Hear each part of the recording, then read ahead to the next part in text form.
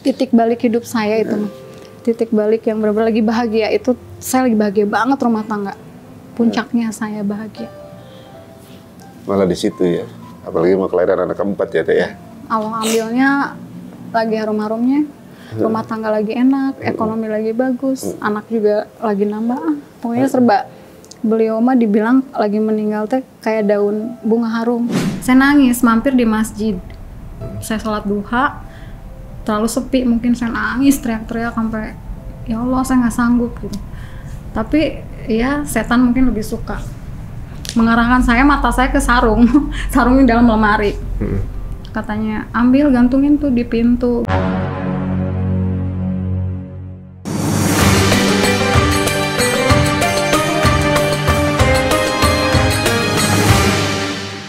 Malamnya tiduran di kasur berdua, nonton berita almarhum Eril.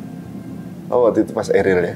Lagi pencarian. Terus beliau nanya, Ibu lebih sakit mana? Katanya kehilangan anak atau suami. Beliau bilang, saya pikir bukan firasat. Saya bilang, apa sih nanya kayak gitu? Saya belum pernah ngalamin amit-amit. Saya bilang gitu. Terus, nanya lebih sedih mana? Katanya. Terus saya bilang, kata orang lebih sakit anak ya gitu, tapi amit-amit gitu suami juga saya peluk. Besoknya saya kehilangan suami. Titik balik hidup saya itu mah, titik balik yang benar-benar lagi bahagia itu, saya lagi bahagia banget rumah tangga. Puncaknya saya bahagia. Malah di situ ya, apalagi mau kelahiran anak keempat ya Teh ya. Awal ambilnya lagi harum-harumnya, rumah tangga lagi enak, ekonomi lagi bagus, anak juga lagi nambah. Pokoknya serba. Beliau mah dibilang lagi meninggal teh kayak daun bunga harum, dipetiknya lagi bagus banget. Jadi lagi bahagia-bahagianya, lagi nikmat-nikmatnya, semuanya lagi ideal gitu ya. Tiba-tiba Allah ambil gitu ya, Masya Allah. Baru beli mobil 1 minggu, Mas Ari. Masya Allah. Dia bilang, kenapa ya kayak pengen beresin semua janji, semua hutang. Dia beresin semua. Udah lunas semua hutang? Semua beres, semua. Sampai bilang, nggak apa-apa nggak ada tabungan, nggak apa-apa nggak ada aset apa. Penting semua beres. Saya juga heran, semua dibayarin. Karena bukan hutang, ya itu mah lebih ke bisnis kita gitu. Dia beresin, sampai, ya Bu, ayah janji mau beliin mobil buat ibu ya, karena anak udah banyak. Beliin dulu 1 minggu sebelumnya. Tapi di hari keberapa kita lagi makan bareng, dia bilang, ya Bu, itu mah bukan kendaraan ayah. Barusan dapat ilafat katanya. Kendaraan, maksudnya kendaraan apa? Ternyata bukan itu. Mungkin ambulan, entah keranda, entah nanti kereta emas mungkin di sana, saya nggak tahu. Dibilang seperti itu. Cuman malamnya sebelum meninggal, saya kan panas. Beliau benerin apa, infusan saya sambil bilang, Ibu nanti Ibu harus sering doain ayah. Nah kenapa gitu kan? Doain ayah sama anak-anak, sekarang mah Ibu. Mobil juga ganti aja deh jadi Matic biar ibu yang bawa. Padahal kan itu baru beli ya. Biar ibu yang bawa. Pokoknya sekarang ibu aja katanya. Jangan doain ayah, doain ibu, doain anak gitu. Kenapa? Terus ya banyak pesan. Jangan lupa sholat, lagi sakit apapun. Ibu dimanapun, di kendaraan, di rumah sakit, sholat nomor 1. Ada waktu baca Quran, saya 2 ayat, dibilang gitu. Untuk ayah bilangnya, ya Bu ya, gitu. Saya nggak tahu beliau nggak akan ada. Kalau subuhnya sih, saya gelisah. Bawaannya dari malam gelisah, mungkin mau kehilangan suami. Saya bilang, ayah kenapa saya nggak bisa tidur, ini bayangannya buruk-buruk gitu. Terus murotal aja Bu, katanya jam 3 subuh tuh. Saya putar murotal. Ternyata di rumah pun sama, Atala rewel. Ada kegelisahan mungkin yang bakal terjadi sama kita. Ini kayaknya ini dia nih yang waktu itu ditunggu sama ayah ngasih alarm. Ini dia. Sayang. Nggak boleh main di sini, malu. Siapa namanya? Cira. Jadi kemarin itu lagi nunggu Cira hadir di dunia. Anak keempat. Dan dalam penantian itu ya, jadi nggak sempat ketemu dong sama ayahnya? suami cuma lihat Cira di USG 4D terakhir. USG yang bener-bener kelihatan mukanya. Itu aja. Nggak sempat. Ada kemiripan apa Cira sama suami? Banyak, ini rambutnya, kulitnya, matanya, banyak banget. Banyak. Karena waktu USG juga bilang, ini anak cantik banget, pasti mirip ayah gitu. Tapi kayaknya ayah nggak ngurus, bilang gitu, nggak akan ngurus. Karena mungkin pikir saya sibuk kerja, atau apa, ternyata benar. Ya Allah, jadi kehilangan satu, dapat satu ya. Beda 17 hari sama lahiran. Masya Allah. Dan, Siapa tahu nanti akan doain ini ayahnya nih. Amin. Nah, kalau selama 14 tahun pasti banyak kenangan ya Teh. Sangat. Apa yang paling nggak bisa dilupa dari beliau tuh apa aja sih sebenarnya? Yang pasti kenangan, kebaikannya, terus susah senangnya saya. Dari nol berjuang bareng-bareng sampai berhasil dapat kenikmatan gitu ya, rezeki. Ya Allah, saya nggak bisa lupa. Terus baiknya, namanya perempuan egoisnya besar, tapi dia baik banget gitu. Jadi saya pikir, susah kayaknya nemu sosok seperti itu lagi untuk saya. Baik banget. Dia sabar, beliau sabar. Sabar. Dia mah apa ya, kalau bilang ahli sabar orang bilang. Terus sampai ada yang takziah bilang ke saya, almarhum guru hablum minannas saya katanya. Karena belum pernah menyakiti orang, belum pernah nggak punya musuh. Kesannya baik semua. Saya juga waktu takziah banyak banget gitu. Yang cerita kebaikannya. Insya Allah. Kalau hal paling romantis apa yang pernah dilakuin sama beliau? Apa ya, paling kalau ulang tahun gitu saya. Ya Allah, waktu ini nih, mau lahiran ini, dia bilang, ibu mau hadiah apa? Saya biasanya matre gitu ya, Mas Ari saya mau ini, mau itu. Waktu Atala saya minta mobil kan. Alhamdulillah kecapai waktu mau lahiran. Saya bilang, saya nggak mau minta apa-apa, saya minta ayah hadir ya di ruangan kayak Nagita gitu ya. Kayak, kan saya mau sesar, Atala sesar, ini pun sesar. Saya pengen kayak artis-artis saya hadir ya. Tapi ayah nggak bisa video ya, kata dia. Ya udah hadir aja, terus kasih selamat ke saya, kasih support, cium kening saya ya gitu. Senyum aja dia, dan itu nggak bisa. Karena saya lahiran sendirian. Itu gimana rasanya Teh akhirnya pada momen lahiran? Itu lahiran berapa lama setelah itu? 17 hari. 17 hari. Akhirnya ketika hari haknya mau lahiran itu gimana Teh? Itu kan berarti pertama kali kan tanpa? Iya, pertama. Selama ini tiap lahiran ada beliau, mau yang normal, mau yang sesar ada beliau. Nah yang ini penentuan, kemarin dokter bilang, ibu saya nggak bisa operasi, ibu lagi terguncang. Saya turun berat badan terus setelah meninggal suami teh. Terus ya udah kita pasrah aja, nanti mau operasi, mau normal, kita lihat kebesaran Allah gitu. Hari itu harusnya saya malam jadwal kontrol lagi untuk penentuan tanggal sesar, tapi udah mules duluan. Telepon dokter, udah ke rumah sakit. Saya padahal udah pernah minta untuk ganti rumah sakit karena rumah sakit itu kan almarhum suami saya meninggal. Jadi saya ada traumatis gitu. Tapi karena mendadak ya nggak bisa harus rumah sakit itu. Akhirnya saya datang pembukaan 4, duhur tuh pembukaan 4. Dokter bilang, Bu, berani nggak kita normal? Karena itu nggak boleh. Karena tahun kemarin saya saran. Saya bilang, hayu, bismillah hayu.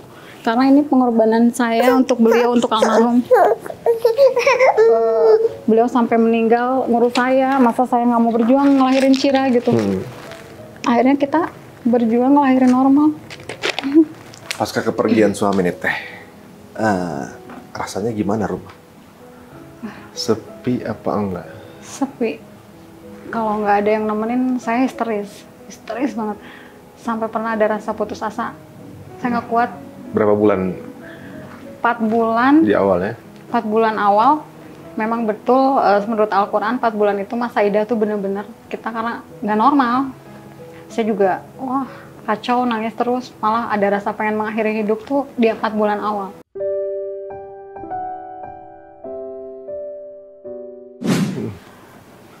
Saya tuh 4 bulan 2 kali rasa pengen mati, 3 kali mencoba. Nyoba? Bukan mencoba apa, ada kesempatan.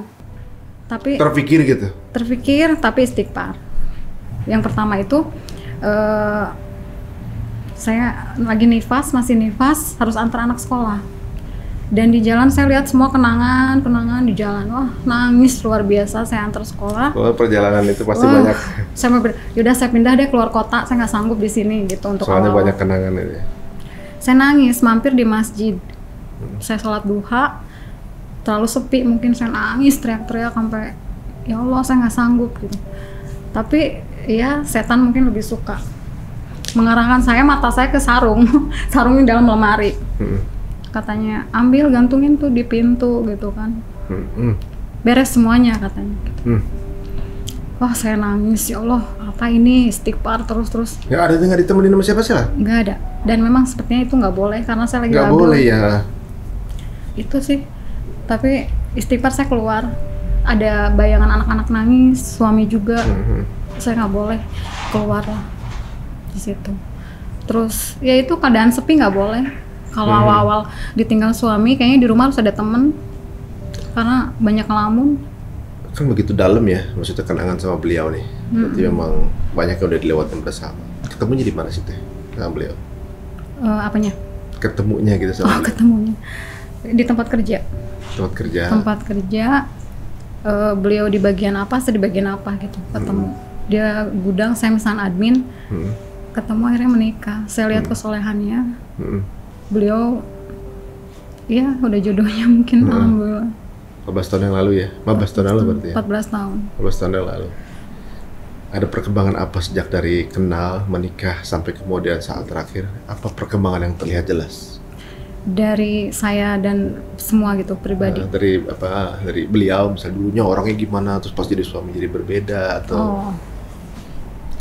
Katanya sih, dia lebih sangat bertanggung jawab. Bukan untuk dirinya, jadi untuk banyak orang malah. Di luar keluarga di keluarga inti gitu. Dia penolong banget. Rela gitu nolong siapapun. Terus perubahannya ya hijrah bareng mungkin di situ. 5 tahun yang lalu saya hijrah bareng berdua. 5 tahun yang lalu? Hijrah apa ya? Maksudnya mulai ngaji bareng gitu ya?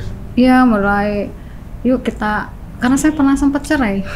Sama beliau? Sama beliau. Terus saya jadi berbuka di sini. Kemudian udah rujuk lagi, kemudian menjalin jadi lebih mesra gitu sekarang. Alhamdulillah, ketemu semuanya, rezeki di situ, ketemu yang namanya lepas riba 5 tahun lalu. 5 tahun yang lalu. Dan rezeki sangat beda lah rasanya nih. 5 tahun terakhir itu ya. Tahun. Jadi kepergian beliau juga meninggalkan kenangan yang manis lah ya, jadi ibaratnya. Nah, Teh, mengenai pengalaman setelah ditinggal suami, ada nggak ngerasa dimimpiin atau juga mungkin merasa beliau hadir atau gimana? Sering sih, setiap saya kalau kangen gitu ya, sampai mukena tuh basah, sampai saya remes-remes sejadah, ya Allah saya rindu gitu, saya pengen ketemu. Ya itu yang mimpi, titip pesan, titip anak-anak. Di mimpi itu saya ketemu gini ngobrol. Banyak ngobrolnya, tapi saya lupa nggak tahu ngobrol apa. Kayaknya titip pesan mungkin.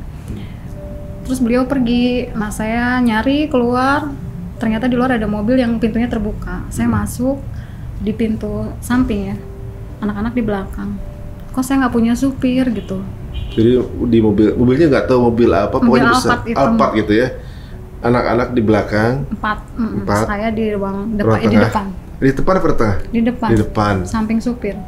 Supirnya kosong? Kosong. Saya nggak punya supir, mana supirnya gitu kan. Saya mau nyari suami saya, barusan ada, sekarang nggak ada.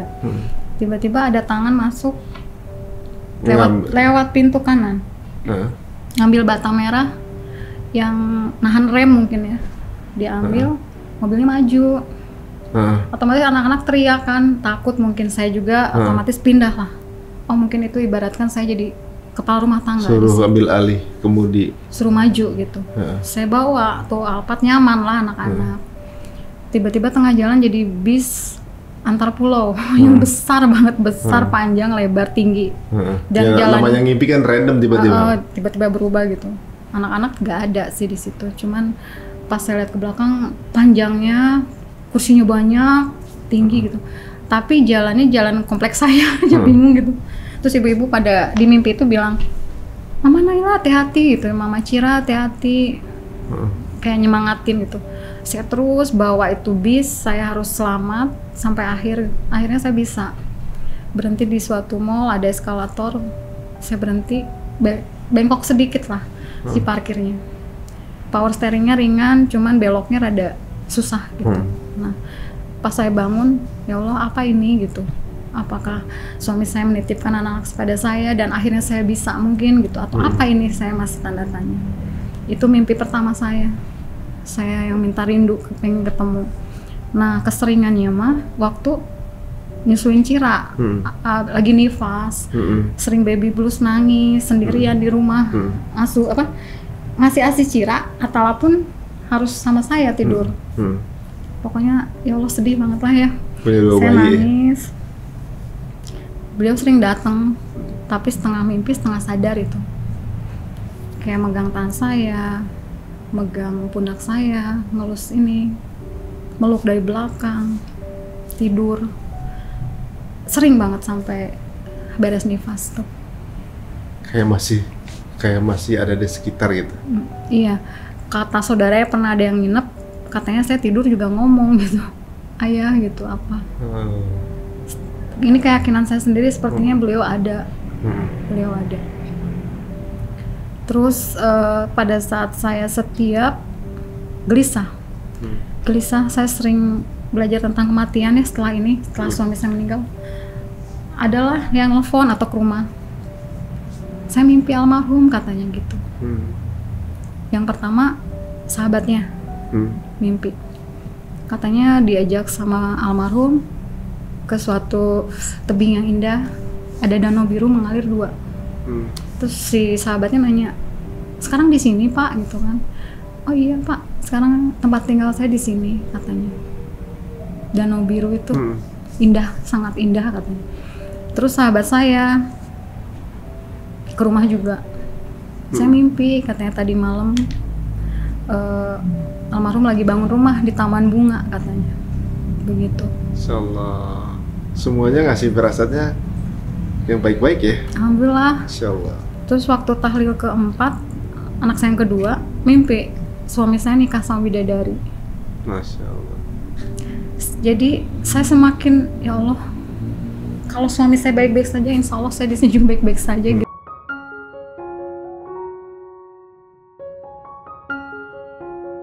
Mimpi itu teh bikin saya makin oke, saya harus mengejar itu. Saya harus mengejar ke tempat yang indah itu. Dengan amal-amal saya ngurus anak 4 ini, ikhlas, sabar, tawakal. Udah 3 mimpi itu ternyata Ustadz Buya Yahya bilang ciri-ciri surga katanya bidadari, danau biru, taman bunga. Masya Allah. Semuanya sudah termimpikan sama suami saya. Dan waktu itu ada sahabat sangat sahabat gitu, satu kamar dulunya waktu belum nikah sama saya, datang sengaja cuma sebentar ke rumah. Saya mau nengok bayi sekaligus saya mau bilang, katanya boleh cerita berarti? Boleh. Dia suami istri, sahabat almarhum suami saya, tapi saya belum pernah ketemu istrinya, suami saya juga. Di malam tahu suami saya meninggal, beliau mimpi lagi ada di padang pasir, seperti padang pasir begitulah, yang nggak tahu tempatnya di Mekah seperti itu. Datang rombongan sekitar puluhan orang, 50 jalan menghampiri beliau. Tapi di antara puluhan orang itu ada satu yang terang benderang, menyala sendirian. Terus udah rada deket, itu mah sahabat saya yang baru meninggal gitu. Sebutin nama almarhum suami saya.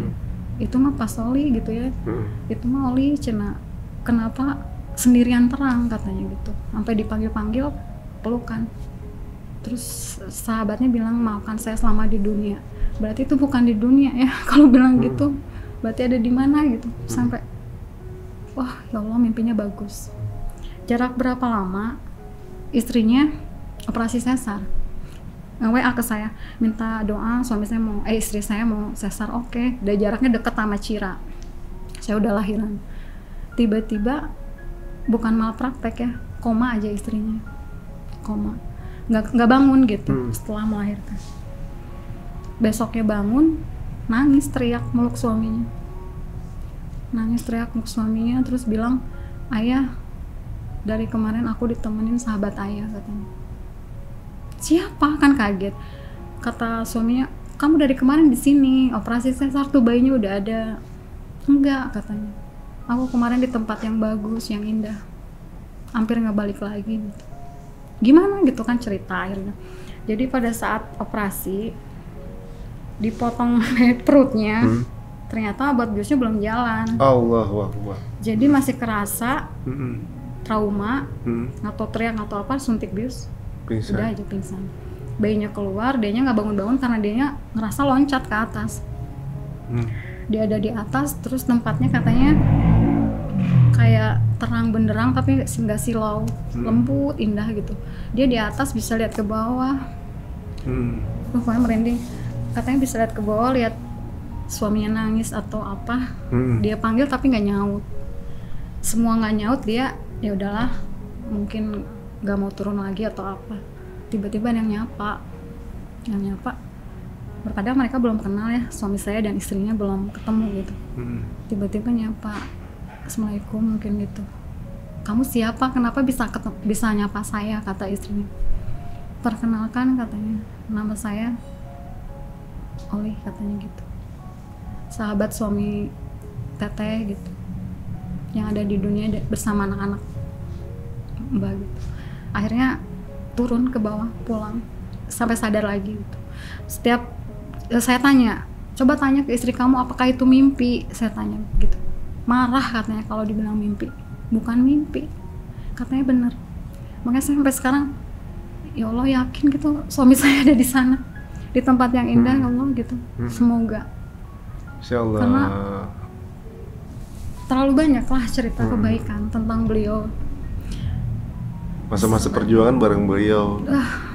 Zaman dulu susah itu apa aja yang diingat? Zaman susah di perjuangan bangun rumah tangga. Zaman susah mah kita dua-duanya kerja, nyicil rumah bareng-bareng. Karena mungkin nggak mahal pada nyicil, tapi susah banget tuh bayarnya. Walaupun nggak pernah telat, tapi ya Allah gini banget ya kerja bayar cicilan gitu. Sampai akhirnya kita lepasin rumah itu, jual ke orang tua dengan murah. Uangnya dipakai bayar-bayar, tetap nggak nutup. Kita pergi bawa baju sama anak 2. Allah habisin semuanya, rumah, kendaraan, semuanya nggak ada. Dari situ sih kenangan susahnya, sampai kontrak dulu, nggak punya apa-apa, sampai akhirnya Allah kasih gratis dulu nih, belum dikasih milik, masih dikasih pinjam. Orang nawarin rumah, orang nawarin kendaraan, sampai barang-barangnya kita tempatin gratis, karena udah niat ya Allah ya kita hijrah dari semuanya, iya. Udah nempatin gratis, akhirnya dikasih punya semua gitu. Dalam jangka berapa tahun lah, sampai almarhum bilang Allah baik banget ya. Saya bilang 1 bulan sebelum meninggal, saya bilang, ayah kok baik banget, takut gitu. Kenapa baik banget? Allahnya udah baik banget sama ayah, katanya. Apa yang dimau juga ada, terus ibu juga sekarang berubah, katanya, lebih baik. Saya juga belum maksimal, kirain masih panjang umurnya. Ditunda-tunda untuk solehah. Allah udah berakhir. Tanda-tanda tanda-tanda baik beliau tuh banyak juga yang diceritain sama Teteh tuh ya. Ada yang tadi keringat juga, kemudian sakit perut gitu kan. Sakit perut. Masya Allah, sakit perut, orang meninggal sakit perut kan syahid gitu ya. Kemudian beliau udah sempat sholat gitu. Kemudian ingat Allah, udah istighfar dalam keadaan berwudu kan, setelah sholat kan, dalam keadaan bersuci, jadi nunggu bersuci dulu. Kemudian yang mengasih testimoni juga baik-baik, mimpinya juga tandanya baik-baik. Tapi gimana sekarang? Sendiri hidup sekarang jadi single parent jatuhnya kan, selama 10 bulan udah ya? 10 bulan. Sulit atau merasa ada kemudahan?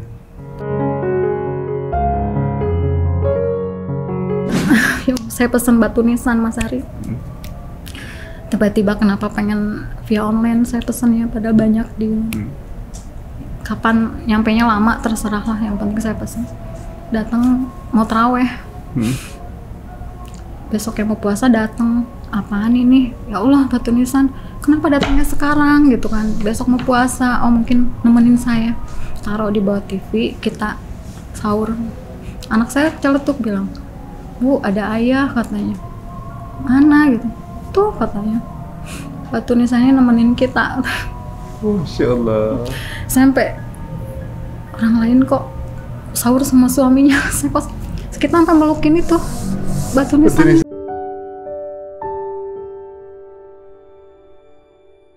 Bulan depannya bertarung lagi iman saya. Ya Allah, ini gimana? Anak-anak sekolah gimana? Susu gimana? Ya Allah, saya pasrah ya Allah. Sampai nangis-nangisnya juga siang-siang sampai orang lain dengar mungkin ya kalau saya nangis. Tiba-tiba asar ada jawaban, ada masuk lagi DM dari orang yang pernah ngasih buat anak-anak juga, cukup besar ngasihnya. Tiba-tiba nge-DM, padahal dia nggak tahu hati saya ya, tapi dia bilang, Mbak, saya boleh tahu berapa pengeluaran susu sama dia per anak-anak gitu.